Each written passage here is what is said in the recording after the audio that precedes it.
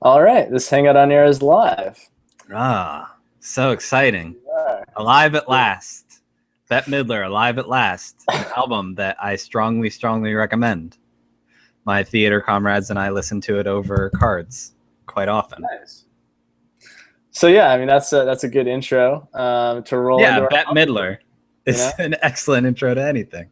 Yeah, it would be better in the middle, but Yeah. so just want to say, everyone, welcome to the Moving Projects webcast. This is the webcast where we help you move your creative projects forward by learning from fellow creators. And today we have a very special guest on the webcast. We're going to be talking to Tyler Crumrine. He is a dramaturg and founder of Plays Inverse publisher. So very excited to be talking to him today. Tyler, how's it going? It is going well. It's going very well. It's a typical day here in Pittsburgh, which is to say, not too sunny and not too warm, but warmer than it's been, which is very nice. My basement office is transitioning from the least comfortable to the most comfortable room of the house as it gets warmer, which is nice on my side of things.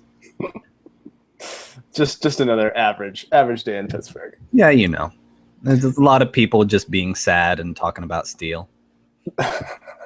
They're still doing that. Yeah.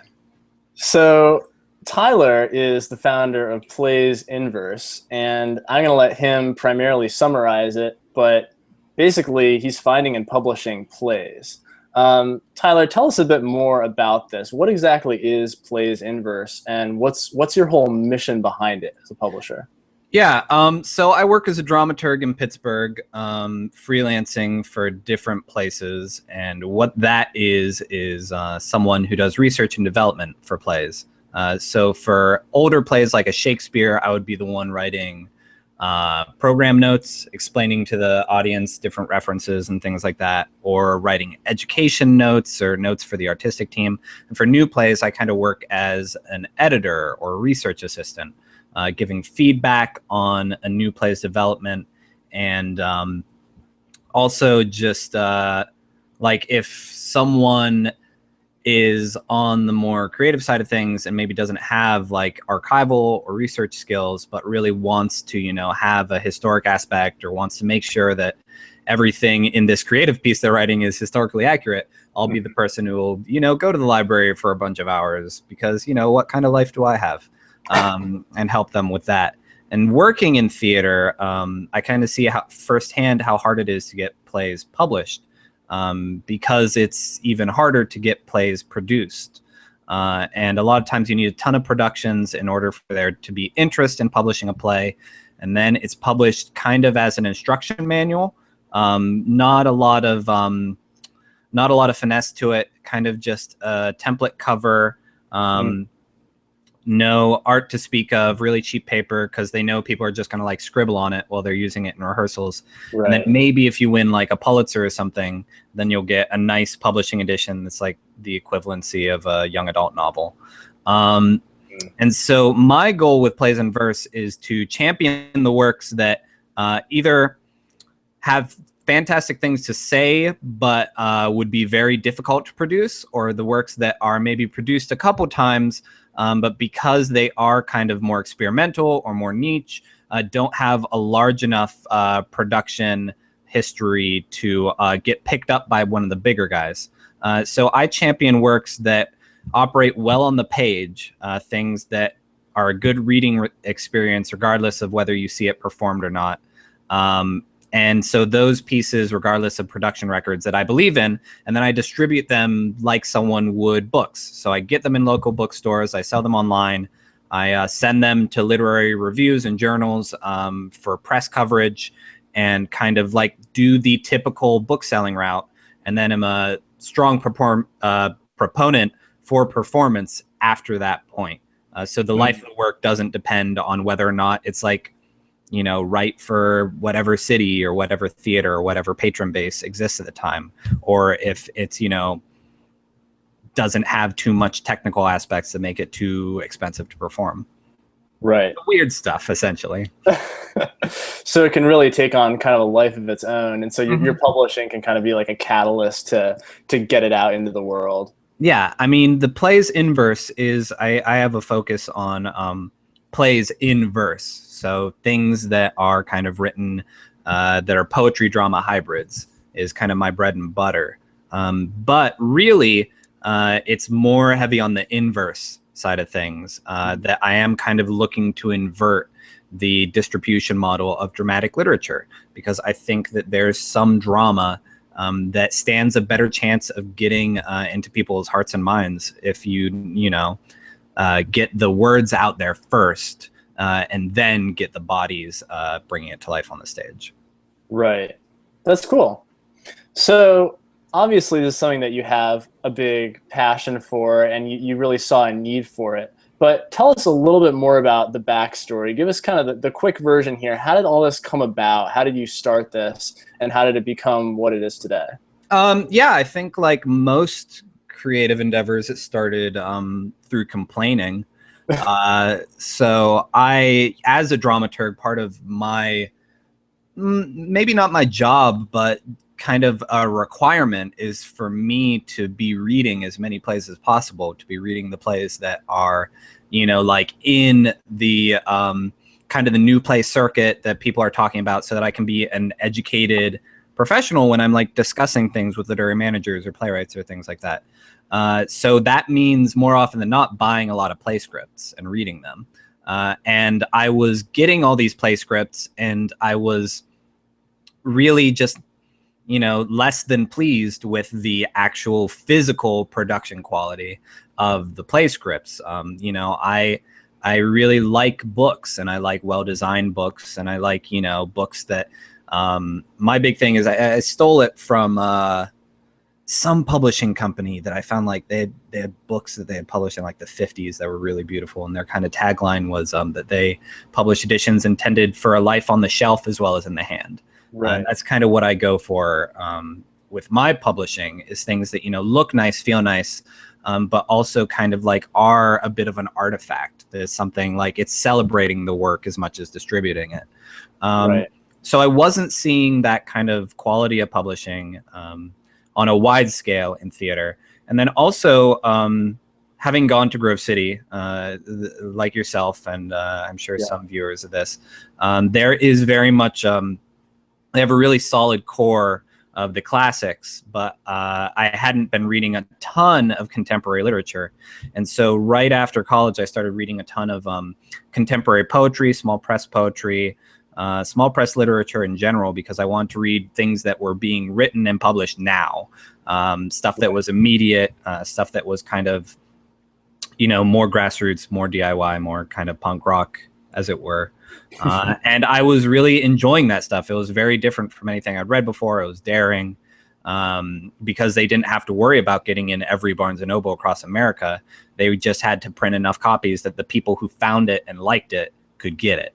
Exactly. So I was reading that kind of stuff, really loving it, and kind of missing that edge in drama, because kind of we've got a system now where a lot of playwrights are folks who go to like undergrad and then graduate school for playwriting, and they're trained by the same people that have been trained by the people before them, and it's kind of like people writing the same plays in the same style over and over again. Not to say the great playwrights break out of that, but like more often than not, that's what you see.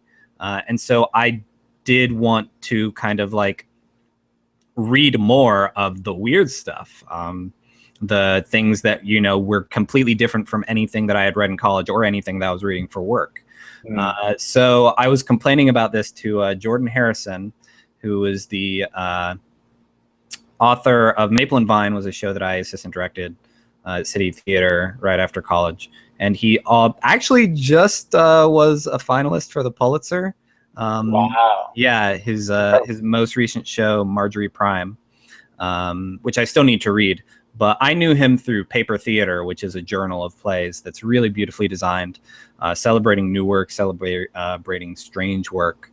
And I got chatting with him about, how I kind of wanted to see more of this for plays. And his response was like, well, then do it. Like if you want to see this change and you're passionate about it, then, like, don't just complain about it, like do it. I'm happy to, talk to you about it and like help you with resources and things, but I think you should like take a shot at this.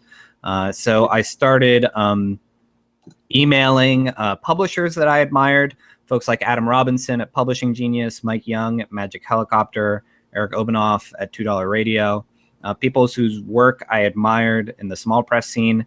And they were extremely open. Most of them, you know, did like a phone call with me just to talk about like, is this a feasible thing? How much does it cost? Like, what are the logistics of it?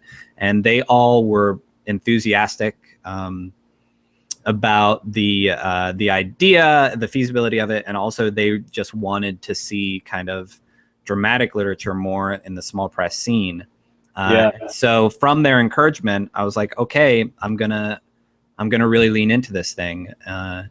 And once I got my first book submission and started working with an author, I was like, all right, let's do this. And it's kind of been, you know, sticking to that path since.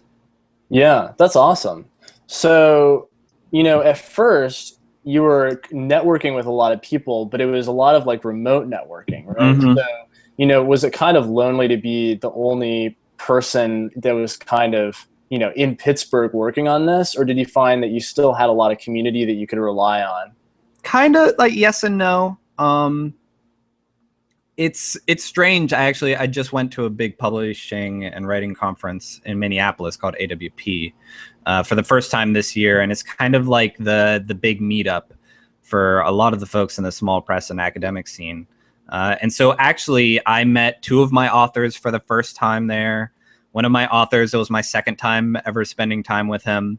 It was all of the publishers that I mentioned. It was my first time meeting them. A lot of folks that I was aware of or friendly with online, or professional colleagues that I had never actually met before. And so it was this really invigorating experience.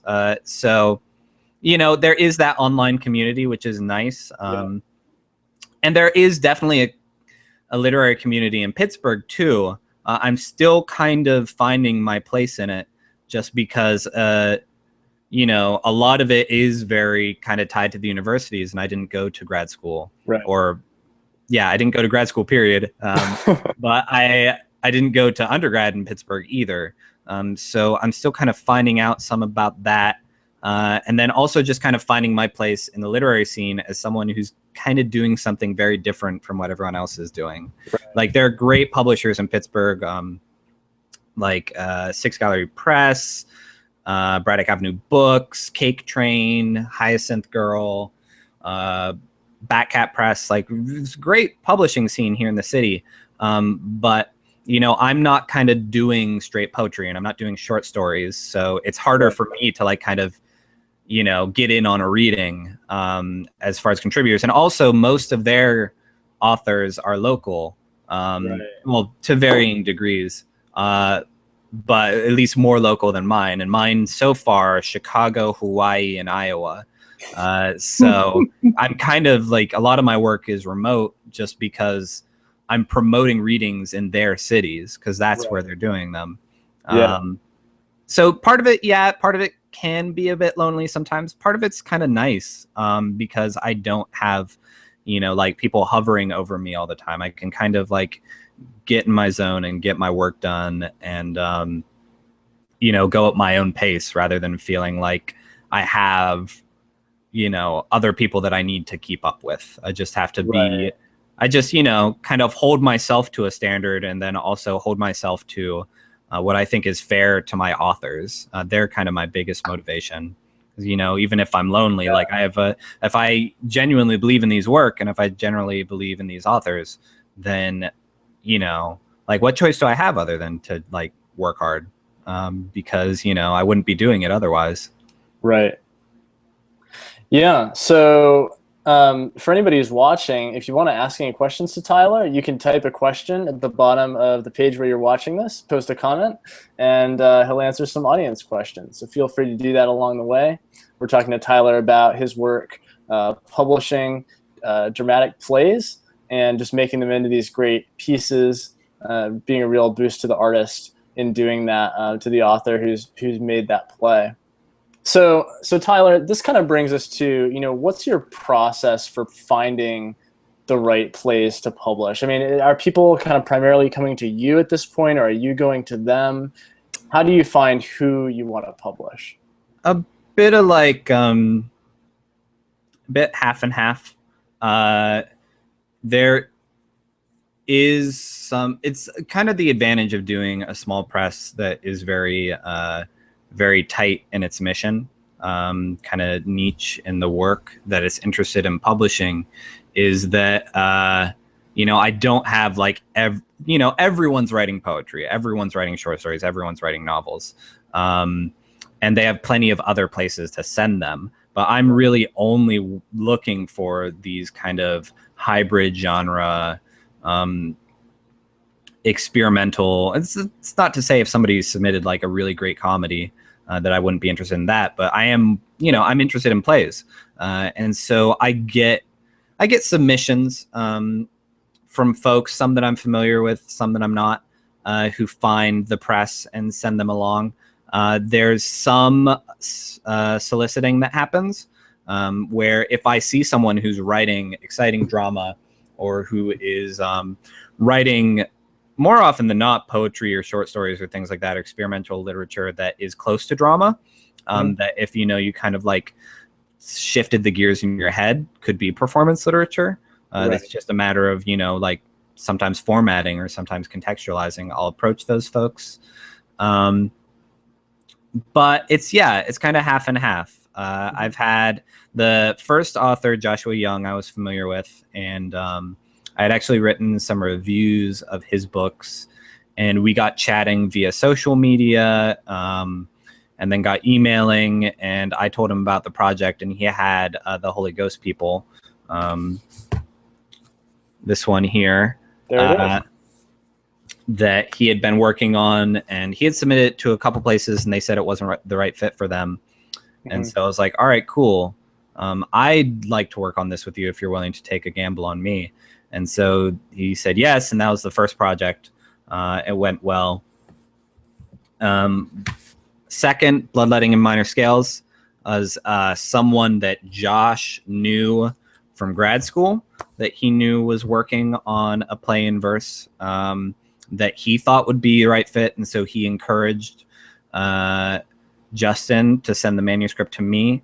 And then the third, The Invention of Monsters, was a submission from Cito and Bassett. I can't quite remember how he found out, but that was probably the most organic, like, okay, I found you, I think this might be right, and then approving from there. That's really cool. Yeah. So, I mean, do you kind of, because you've mentioned a few things where you're kind of going for things that are they're under the radar, they're a little bit odd, they're dramatic, they're things that you don't think would get published by another means. Do you find that you're primarily looking for things that strike you personally, that kind of move you personally, and then you want to go after that? What's kind of your criteria when you find like you have a lot of options? What do you go for? Yeah, it is one part things that I think are pushing the form, that are kind of like doing interesting things as far as what can be a play and what can be performance text and formatting and things like that. Like our most recent, The Invention of Monsters, is not a script. Actually, like if you read it as a script, it wouldn't work. Right. It's there are these kind of halfway between stage direction and monologue prose poems that are really kind of the tip of an iceberg, and you're meant to read them, and then it evokes a larger scene, to either just in your imagination or for as like prompts for improvised and devised work with theaters. Right. So yeah, it's things like that like, kind of challenge and push forward the idea of what a play can be, are things that really interest me. Also just, good writing, good effective writing. It's just, I have a soft spot for these pieces, and they're what's come to me. But otherwise, yeah, it's also largely work that I like, that I believe in the message of what it's saying, like, because I don't want to publish work that isn't saying something. Yeah. Like I mentioned, it would be, if a really great comedy was sent my way, that would be awesome. But if it doesn't necessarily have something to say other than these are funny jokes, I don't know, I'd be conflicted as to whether or not that's the right fit for the press. So far, the 3 books that I've published have all kind of dealt with some kind of heavy stuff. Things like discourse between belief and non-belief communities, things like, attempted suicide within a family, things like gender identity and sexual identity, things that, I really believe in the discourse surrounding these topics. So kind of one of my things that I do when I get submissions is I read it, and, a first read is generally a good impression. But I know that, there are plenty of things that affect me as a reader. If I'm tired, if I've had a good day, if I've had a bad day. So I'll usually read something once, maybe twice, and then I put it away for a couple days. And if a few days later I'm still thinking about it, that's usually a good sign that I should at the very least return to it. If it's something that like maybe I loved in the moment, but like a couple of days later I'm like, oh yeah, then, maybe not. Or if it's something that drops out of my mind completely, okay. But if it's something that like I can't help but be thinking about a few days later, that's something that I want to think harder on, because those are the kind of works I want to publish. I want someone to read something, and I don't want it just to be like, well, cool, done. I want them to like return to it. I want them to share it with friends. I want them to actually like become part of the discourse that the author is encouraging. Right. You want it to have some kind of lasting impact and not just kind of fade away. Yeah. So this is awesome. We actually have an audience question from Ryan. Ryan. Well, I refuse to answer it. So no, not refusing questions already. So Ryan asks, what has been one of your proudest moments so far? I actually had this question recently on a panel I was on. And I think more than even having the first book in my hand, like the actual physical book, really the proudest moment for me was sending my first royalty check to an author, because I do pay my authors. And to have sold enough of a book to be making money on it and to have to make a royalty statement, one, was satisfying as a publisher, but two, it felt good to be able to kind of say to an author like, hey, here's a physical, tangible representation that, people are interested in what you have to say, and that your work and your words are getting out there. So yeah, that was big for me. Not to say that it's all about money, because it certainly isn't. I don't think any small press publishing is about money. Or it shouldn't be if they want to actually, avoid depression. But yeah, that was a really nice moment, because I believe in physical, tangible, like signs of affirmation. Like that's kind of my jam as a publisher. I want to say to these authors, I believe that what you have to say is valuable, and I am doing that through creating like a physical representation of their words and distributing it. And so sometimes, a check can be a great way to say like, hey, you're doing good. Or at the very least, you're like, people think that what you have to say is like worth paying money for. Absolutely. And I mean, I think in a way, like just the fact that you're creating these great physical pieces of their art, that's got to be so gratifying for them, to have that in their hand. Ideally, I hope so. None of them have complained yet. At least not to my face. So it seems too, you're creating these really, really great published pieces. What's it been like to work with some artists for the cover art? Because you've been working with artists, to make these interesting covers. How does that process happen? Yeah, it really is. It was, to show again, I've had a variety of covers, from more minimalistic to painted covers to kind of somewhere between with geometry and illustration. And I actually also, the most recent book, published a special edition on a deck of cards to cool. allow for shuffling of the text. That's actually the worst card that I could have shown. That each of the scenes is on a card for shuffling and randomization of the text, which was great. But yeah, it's one of my favorite parts of the process, and it is a process. One of the first things I do with my authors after accepting their work is I do an incoming interview where I ask them a lot of questions about the work, but also I ask them, what are your favorite covers? You know, like make a Pinterest or a Tumblr, or just email me your favorite book covers from, you know, last couple years, or just, you know, period. And also, like, what kind of art do you like and do you think reflects this work? What kind of photography? What do you like, what you don't like? And so once I get that from them, I go out searching for authors or designers that I like, that I trust, and that I can afford.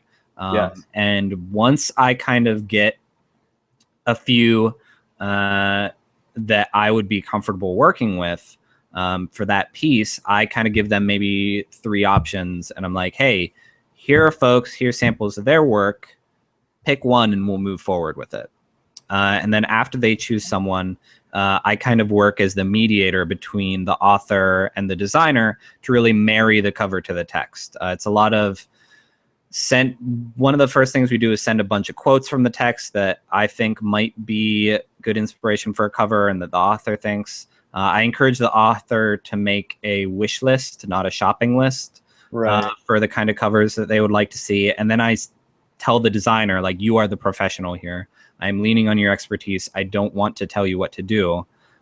Maybe there's 1 or 2 concrete designs that I'd like to see, but otherwise I'd like to see your interpretation of the work. And, you know, without fail, it's been the designers that have taken the lead and have really kind of, usually it's something that comes out from the in-between of our initial ideas and their initial ideas that winds up being the cover. And it's really satisfying. Again, it's like it's a physical representation of the work. And I think that all 3 of the designers I've worked with so far, Ryan Spooner did the first. Dave Watt is an artist here in Pittsburgh who painted and designed the second. And Chelsea Majuri, who also went to Grove City for a time. She was Chelsea Burrows before she got married, did the most recent. And I couldn't be happier with the work they've done or the actual process working with them.